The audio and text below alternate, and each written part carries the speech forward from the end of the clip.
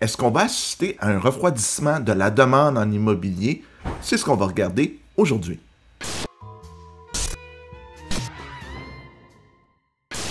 Donc, un article qui est paru sur le blog de Royal Lepage qui parle que beaucoup de locataires, vu qu'ils n'ont pas les revenus suffisants, ben, ils ne pensent pas devenir propriétaires à court terme.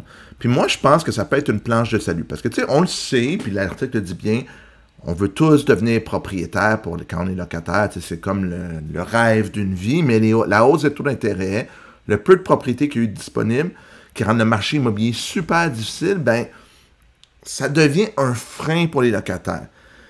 Seulement 22% des locataires québécois présentement qui prévoient acheter une propriété dans les 2 prochaines années, puis 40% pensent que quand ça va être le temps d'acheter, ben, ils vont avoir l'argent nécessaire.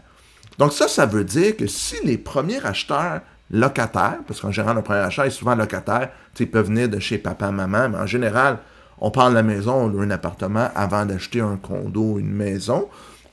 Si ces gens-là ne sont pas au rendez-vous, ça va peut-être réduire la demande, la demande immobilière.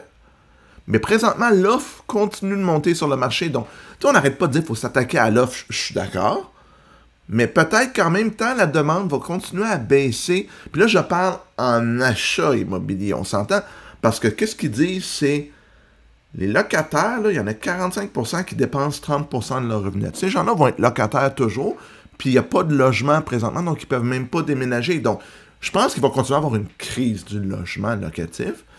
Mais s'il y a moins d'acheteurs, ça va peut-être beaucoup tempérer la hausse des prix.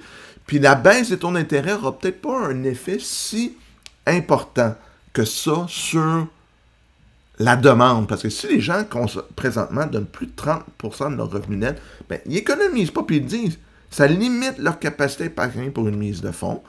Puis tu sais, maintenant, un logement à 1500 $ par mois, ben, ça représente l'équivalent d'un paiement hypothécaire de 1500 $ par mois. Fait que là, les gens disent 1500 $ par mois pour une propriété de 350 000, excusez-moi.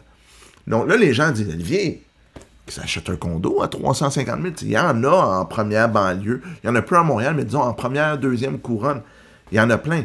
Mais il faut racheter les taxes, il faut racheter l'entretien de la propriété, il faut rajouter des assurances qui sont plus élevées que quand on est locataire. Si on s'éloigne, il faut-tu rajouter des autos.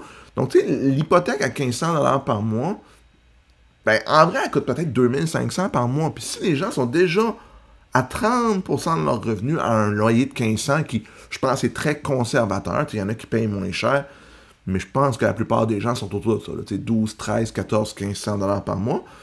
Ben, ces gens-là, ils n'économisent pas pour leur mise de fonds. Puis pensez-vous qu'ils peuvent se permettre 2000, 2500 par mois? Je suis vraiment pas sûr.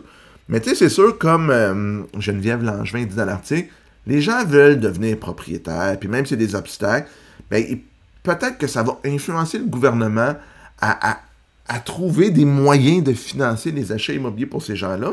Mais moi, ce qui me fait peur, c'est que les gens qui veulent tellement acheter disent « Hey, le tiers des gens, on va acheter dans un périmètre de 31 à 50 km de où on est. » Tu sais, on s'entend qu'en général, on essaie d'habiter pas trop loin de notre travail. Si on déménage trop loin, puis on se rajoute des paiements d'auto supplémentaires ou de l'usure d'auto de plus, ça va être difficile. Puis il y a même 21% des gens qui disent « Hey, plus de 50 km pour pouvoir acheter. » Donc ça, est-ce que les locataires vont être vraiment prêts à faire ce compromis-là?